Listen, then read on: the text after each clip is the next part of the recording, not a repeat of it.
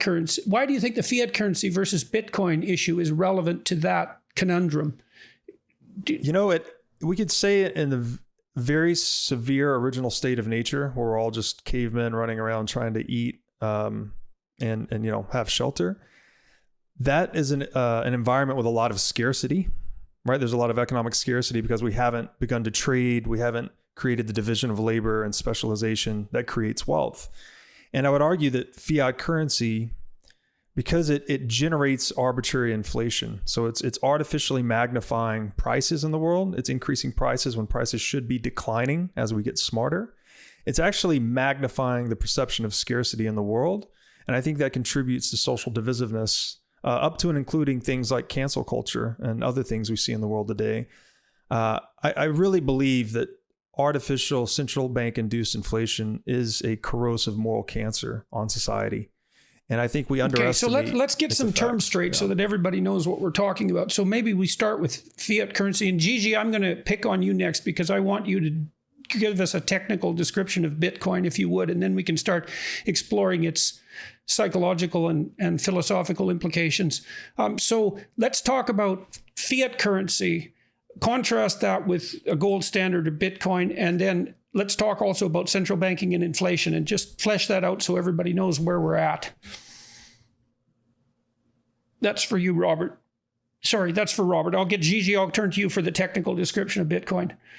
So you'd like me to start with central banking? Sure. Yeah, so to give the very high level description, again, the answer to what is money has many questions or many answers, but one of them is we could say that it's a device for moving value or expressing value across space and time. And historically, it's a technology, right? The free market selects what the best tool for the job is. That's true for essentially every market in the world today, but we've never allowed that to be the case in the realm of money.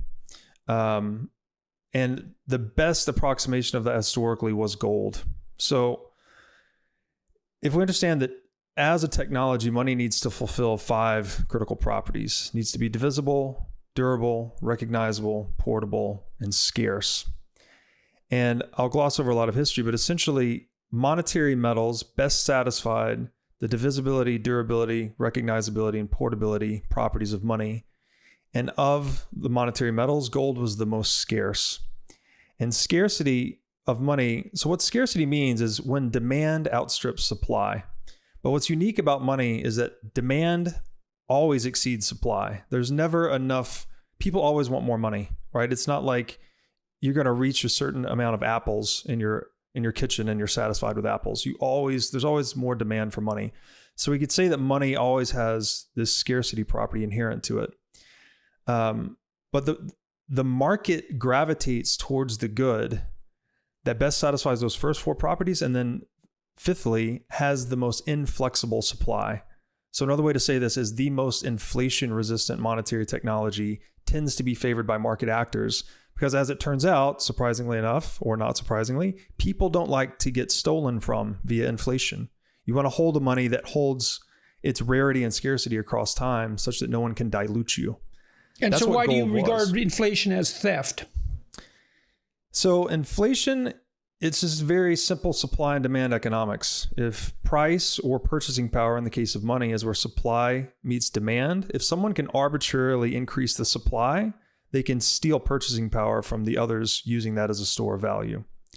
So that's why, again, gold was selected on the market because there was sacrifice necessary to obtain gold. You had to expend time and energy to dig it out of the ground, such that in this game theoretic selection of money, everyone could trust that no one could arbitrarily violate the supply of gold. Because if they could, they would just print gold if you could and steal value. Dilute it with silver or something like that, which happened on occasion.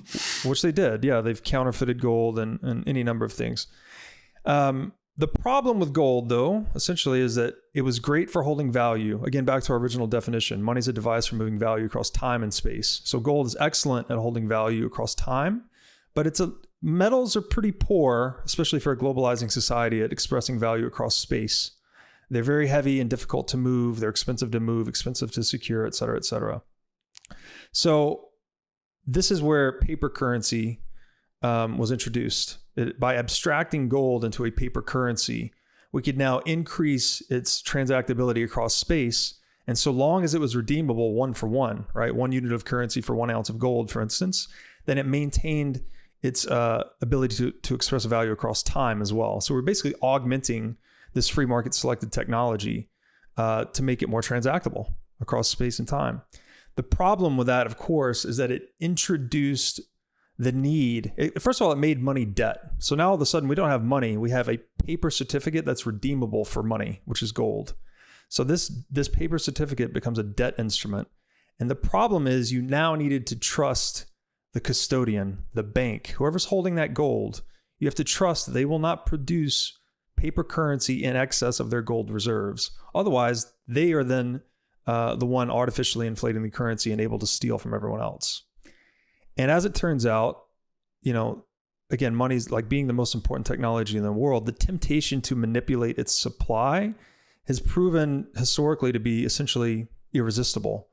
And banks, which tend to become central banks or nationalized banking operations over time, have always violated that trust function placed within them. Can you give us some recent examples of that?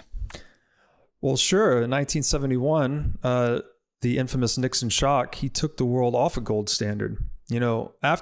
Subsequent to World War II, we held the Bretton Woods Conference, where it was determined unilaterally by the United States that the dollar would be pegged to gold. Every other currency in the world would be pegged to the dollar. So this gave the United States the infamous exorbitant privilege to just basically be able to print whatever amount of money they want, send the world these paper certificates called dollars, and then receive goods and services in exchange. But other countries agreed to this, one, because the US was the dominant military power at the time, and two, because dollars were redeemable for gold.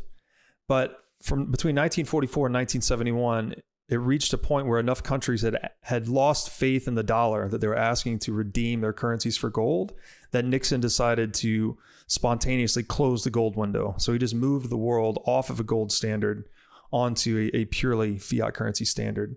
And then since that point, actually since 1971 through today, it's been about a 50-year experiment, we have had disastrous socioeconomic consequences across a whole gamut of data.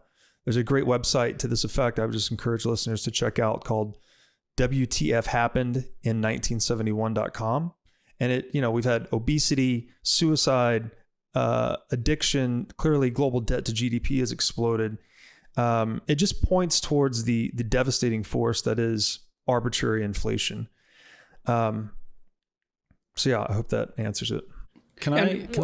Yes, go ahead. Can I just jump in for a sec? Before we move on, we're talking a lot about value. And I think, Jordan, you mentioned something earlier that I just wanted to pull the string on a tiny little bit and you talk about this in your work, but in order for value to emerge, right, we need to define limitations. So things are defined by their limitations. And as a result of that, we're able to separate them, right? So things emerge out of the void. Their limitations allow us to separate them. Then the problem is, how do we order them, right? And then so that is how these value hierarchies emerge. And the internal measuring stick we use to order things is our own limitations of time and energy. So for a very basic example, if I'm going to look at the lamp, then I'm excluding everything else that I could look at. I'm devoting my time and energy resources to look at that lamp at the exclusion of everything else. The opportunity cost is infinite to anywhere you place your limited resources. And so the journey or the evolution of money, of finding a money, has been to try to find something that mimics our limitations, that mimics the sacrifices that we make when we bestow value on something. So value. Why would you say mimics? Well, because we want something to reflect the same limitation. When we're bestowing value on something through our sacrifices, that's basically what value is. I'm sacrificing my time and energy and perception to focus on one particular thing.